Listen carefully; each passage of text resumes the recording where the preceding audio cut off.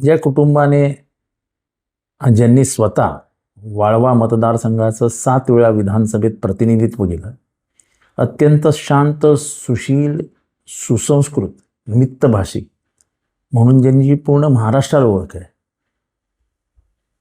अशा प्रगल्भ नेतृत्वाबद्दल म्हणजे जयंत पाटील साहेबांबद्दल ज्या पद्धतीने बोलण्यात आलं आणि खास करून त्यांचे वडील कैलासवासी सहकारमर्षी राजारामबापू पाटील आणि त्यांच्या मातोश्रींबद्दल बोलण्यात आलं, हे नक्कीच खेदजनक आणि आपत्तीजनक आहे. जे कोण बोलले त्यांचं नावही मी घेऊ इच्छित नाही. पण माझा प्रश्न सुसंस्कृत आणि संस्काराबद्दल कायम भाष्य करणाऱ्या BJPला आहे. या नेतृत्वाला हे मान्य आहे का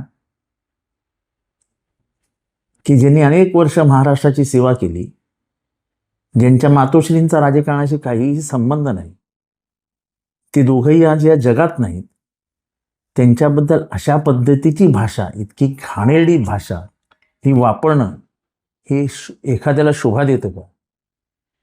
आणि वारंवार त्याचा उल्लेख करणं हे कितपत योग्य आहे?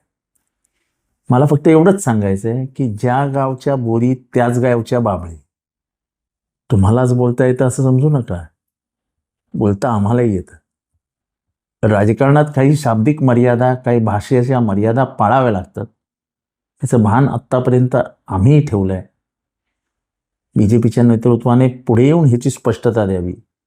किंबहुना आमची अपेक्षा आहे की आपण जाहीररित्या ह्याबद्दलची नापसंती व्यक्त करून माफी मागावी. हे जास्त काळ सहन केलं जाणार नाही.